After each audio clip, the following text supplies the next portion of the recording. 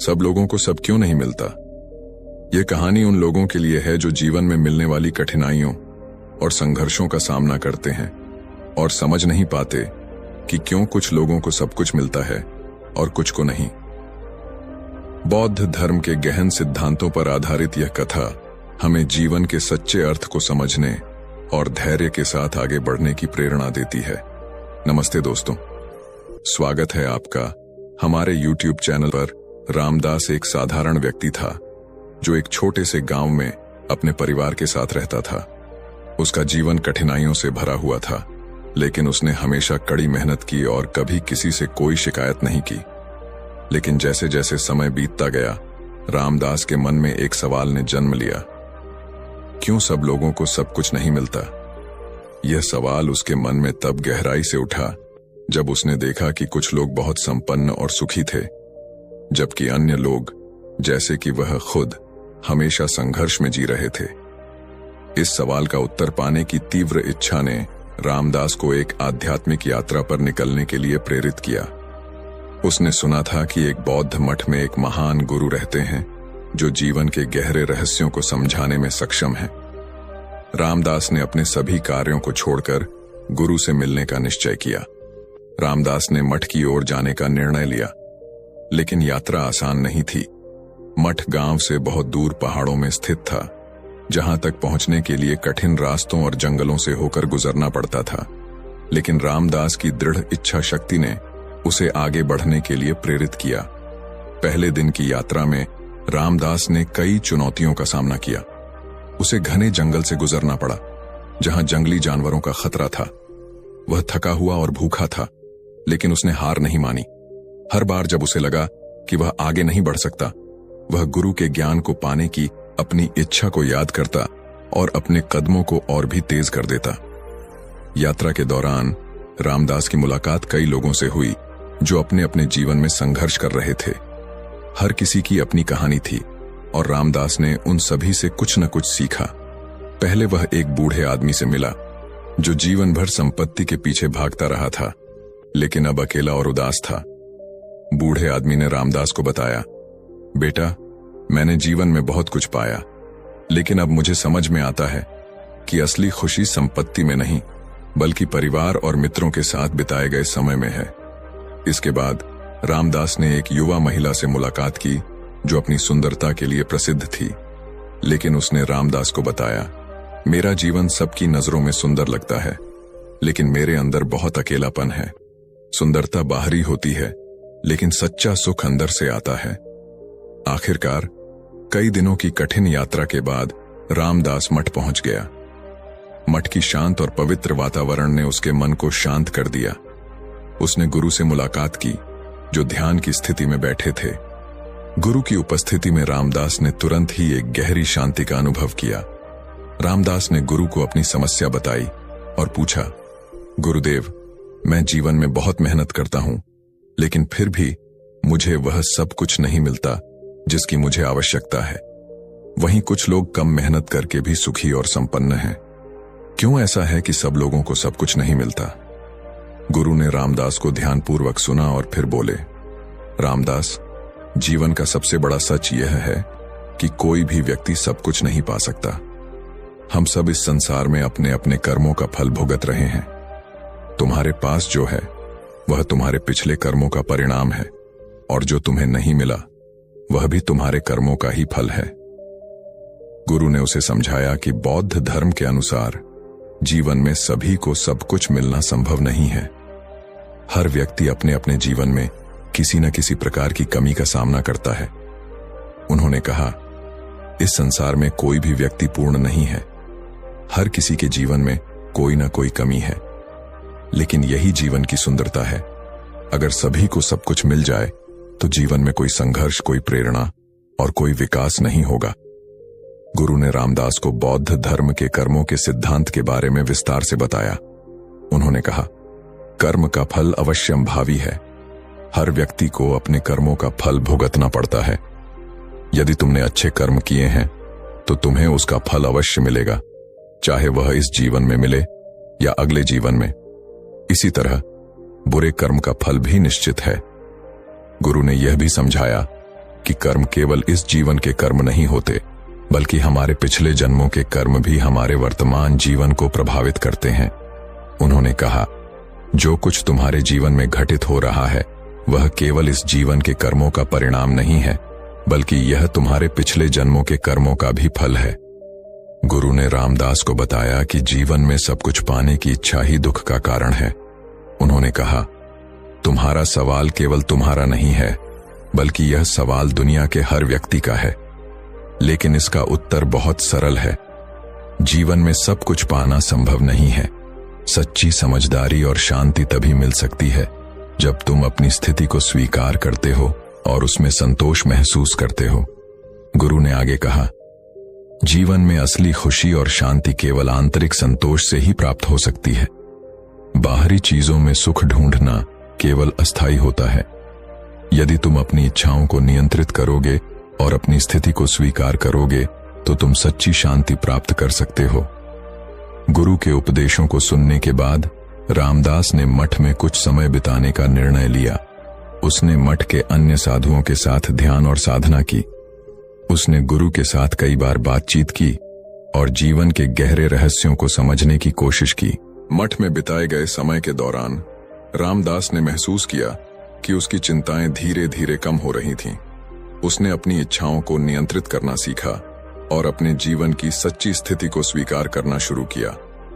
उसने समझा कि जीवन में सब कुछ पाने की इच्छा ही दुख का कारण है और सच्ची शांति केवल आंतरिक संतोष से ही प्राप्त हो सकती है। रामदास जब मठ से विदा लेने लगा तो गुरु ने उसे एक अंतिम उपदेश दिया। उन्होंने कहा, रामदास, जीवन एक यात्रा है और इस यात्रा में तुम्हें कई प्रकार की चुनौतियों का सामना करना पड़ेगा। लेकिन याद रखना, हर चुनौती तुम्हारे लिए एक अवसर है। जीवन में जो कुछ भी तुम्हें मिलता है वह तुम्हारे लिए एक उपहार है और जो नहीं मिलता वह तुम्हें कुछ सिखाने के लिए है। गुरु ने आगे कहा, सच्ची शांति और सुख केवल आंतरिक संतोष से ही प्राप्त हो सकते हैं। जब तुम अपनी स्थिति को पूरी तरह से स्वीकार करोगे और उसमें संतोष महसूस करोगे, तब तुम सच्ची शांति प्राप्त कर सकते हो। जीवन में सब कुछ पाने की इच्छा को छोड़ दो और अपने कर्मों पर ध्यान केंद्रित करो। यही तुम्हारे जीवन की सच्ची राह है। गुरु के उपदेशों को सुनने के बाद रामदास ने मठ से विदा ली और अपने गांव की ओर वापस लौटने लगा। इस बार उसकी यात्रा में पहले की तरह कोई चिंता या बेचैनी नहीं थी। वह शांति और संतोष की भावना से भरा हुआ था। उसने गुरु की बातों को अपने जीवन का मार्गदर्शक बना लिया और अपने मन को शांत रखा। रास्ते में उसने उन सभी लोगों से फिर से मुलाकात की जिन्हें उसने पहले मिलते हुए देखा था, लेकिन इस बार उसने उनके दुखों को अलग नजरिए से देखा।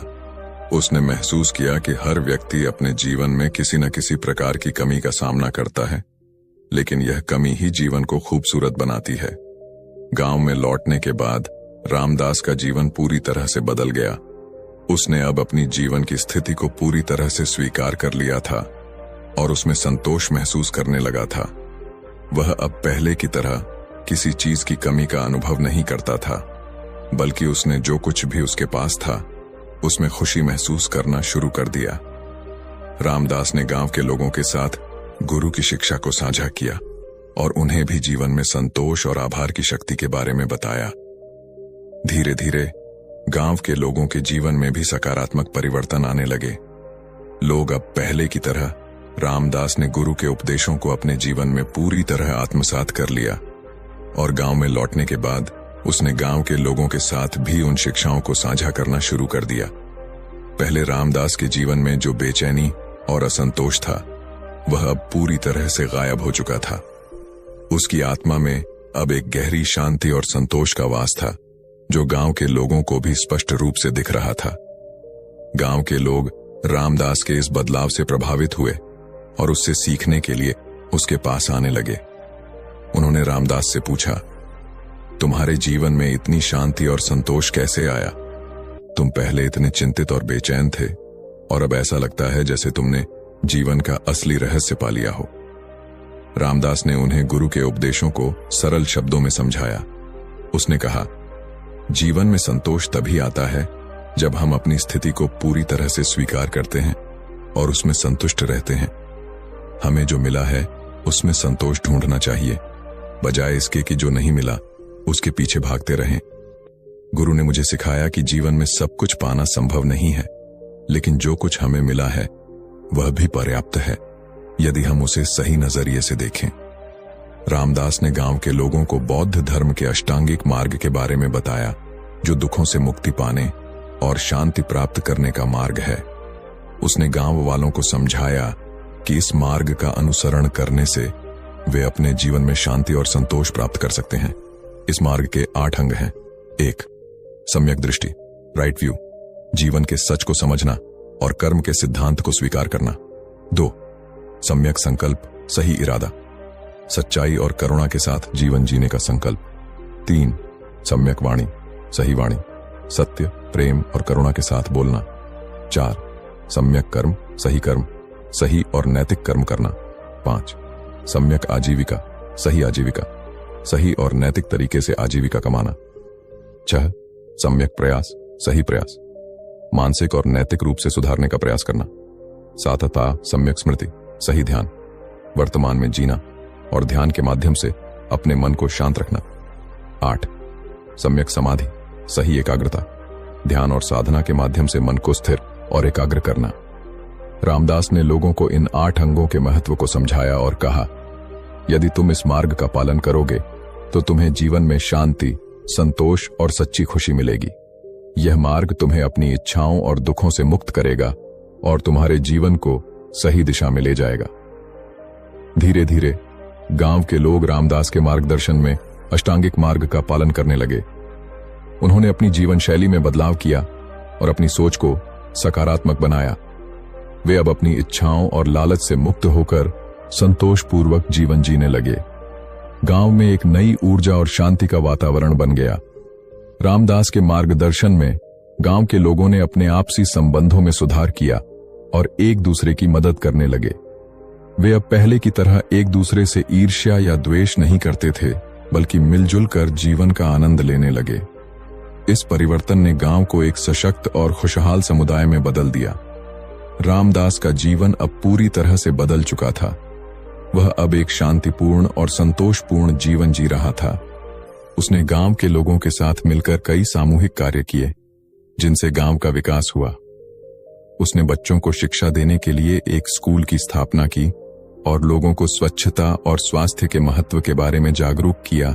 रामदास का जीवन अब दूसरों की सेवा में समर्पित हो गया था।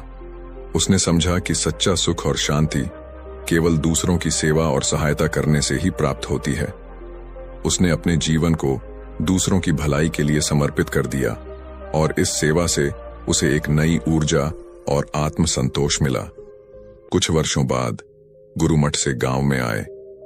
उन्होंने देखा कि गांव में एक सकारात्मक परिवर्तन आ चुका है और लोग अब शांतिपूर्ण और संतोषपूर्ण जीवन जी रहे हैं।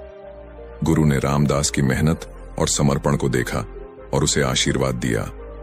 गुरु ने गांव के लोगों को संबोधित करते हुए कहा, रामदास ने तुम सभी को जीवन का असली रहस्य सिखाया है। जीवन में सच्ची शांति और संतोष केवल आंतरिक संतोष से ही प्राप्त हो सकते हैं। तुम सभी ने जिस तरह से रामदास के मार्गदर्शन में अपने जीवन को बदला है, वह एक प्रेरणादायक उदाहरण है। गुरु ने आगे कहा, जीवन में सब कुछ पाना आवश्यक नहीं है। जो कुछ तुम्हारे पास है उसमें संतोष ढूंढो और दूसरों के साथ प्रेम और करुणा से व्यवहार करो। यही जीवन का असली सार है। रामदास की इस यात्रा ने न केवल उसके जीवन को बदल दिया, बल्कि पूरे गांव को एक नई दिशा दी। गुरु के उपदेशों और रामदास के समर्पण ने गांव के लोगों को एक नया जीवन जीने का मार्ग दिखाया। उन्होंने समझा कि जीवन में सब कुछ पाना संभव नहीं है, लेकिन जो कुछ मिला है उसमें संतोष करना ही सच्ची खुशी का मार्ग है। रामदास की यह कहानी हमें यह सिखाती है कि जीवन में संतोष, आभार और प्रेम ही असली संपत्ति हैं। जब हम अपनी स्थिति को स्वीकार कर लेते हैं और उसमें संतोष महसूस करते हैं, तो हम सच्ची शांति और सुख प्राप्त कर सकते हैं। यही बौद्ध धर्म की सच्ची शिक्षा है और यही जीवन का असली सार है। इस कहानी का मुख्य संदेश यह है कि जीवन में सब कुछ पाना संभव नहीं है, लेकिन जो कुछ भी हमारे पास है उसमें संतोष और आभार का अनुभव करना ही सच्ची खुशी और शांति की कुंजी है। बौद्ध धर्म के अनुसार सच्चा सुख और शांति केवल आंतरिक संतोष से ही प्राप्त किए जा सकते हैं। जीवन में संतोष, आभार और प्रेम ही हमारे सच्चे साथी हैं और इन्हीं का पालन करके हम अपने जीवन को सफल और संतोषजनक बना सकते हैं।